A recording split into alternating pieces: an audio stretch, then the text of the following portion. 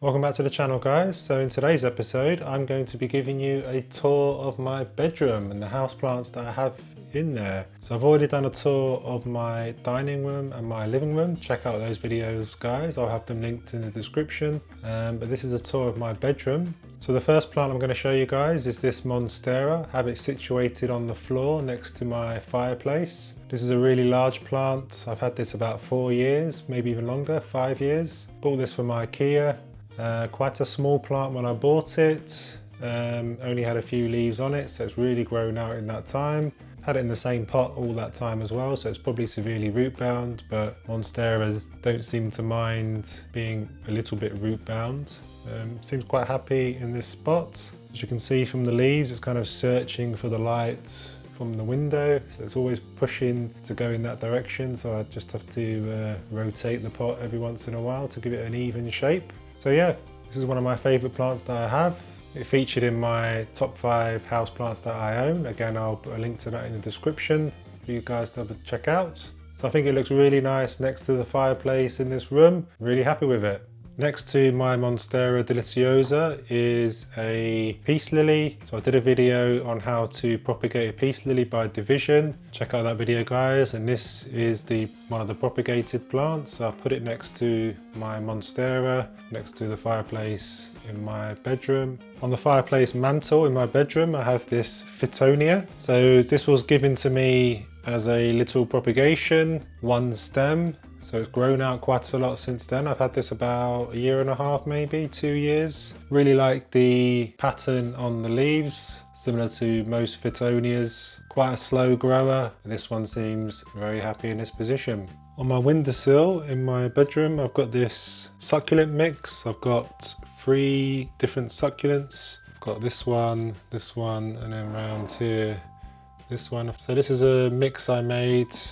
I had 3 separate succulents. They got a bit leggy, so I cut them back, repotted it into this pot. I think it looks nice, the green against the light pink pot. Of course, I've got my yellow sticker pads, just in case there's any fungus gnats anywhere. Not too many on this one, so check out that video, guys, as well. I've got a video on how to control fungus gnats. Next to that, I've got, this is a type of jade plant, I believe, a jade plant cressula. So slightly different with the leaves, kind of got these wavy leaves. I think I've got this from IKEA, quite happy in that spot. Likes a lot of direct light to get it growing. I think this might need a repot.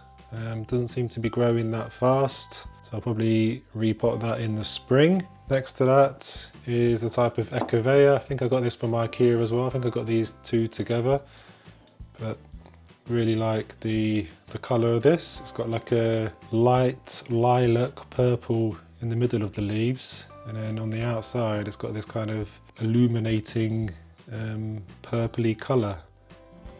Almost looks luminous. So really interesting plant. I really like that. Getting a little bit leggy. You can see the main stem's getting quite tall. Most succulents tend to do this. All you need to do is just cut it back, cut it off, plant it back here, then it'll develop roots again really easily. And you'll have a plant that's not so leggy anymore.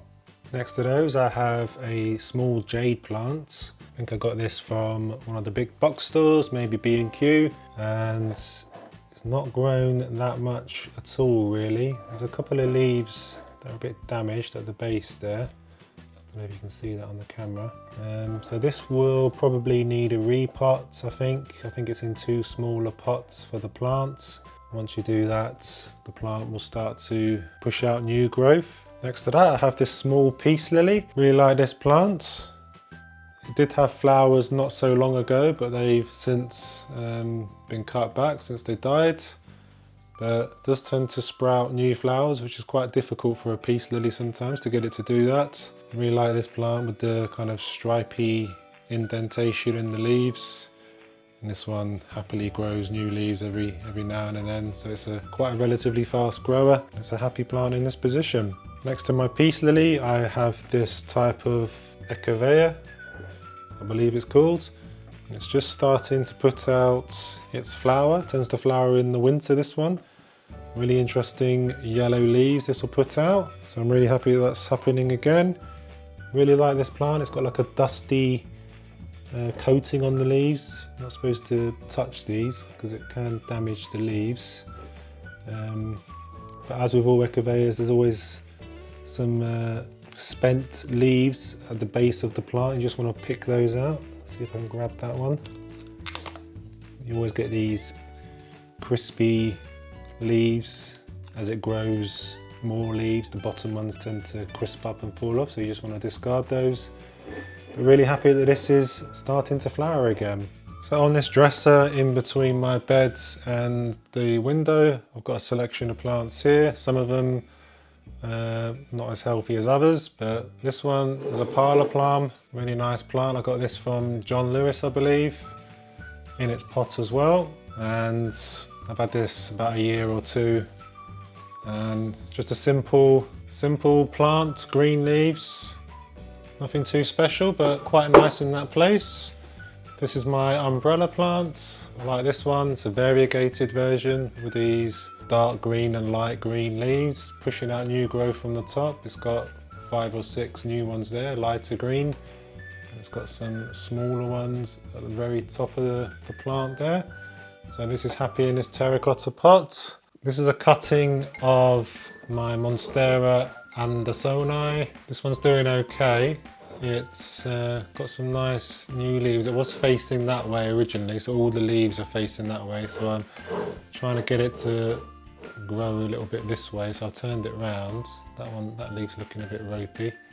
But other than that, I think that's the newest leaf, and it seems alright. Nice plant with the fenestration in the leaves.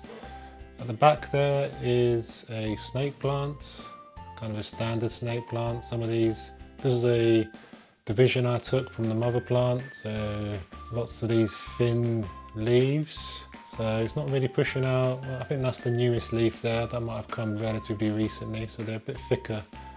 So once it gets more thick leaves, I'll probably cut away some of these thinner, dangly ones.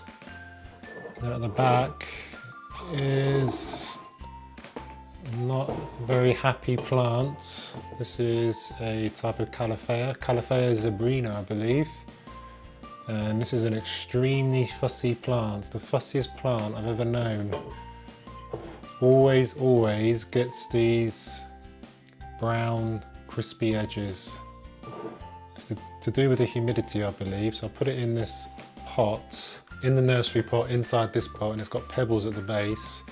So I fill that with water to give it some moisture to come up, but it's still not happy. So I kind of just put it at the back of here really and just forgotten about it, and it's not looking very healthy. So I might try and bring this back to life, maybe put it in a different spot. Maybe it doesn't like the light in there, so not ideal. So there's my bedroom tour of the plants I have in my bedroom. Got a few in here, not as many as I do have in my dining room and living room, but I've got a few good ones. My favourite is the Monstera, really like that. I like the umbrella plant as well.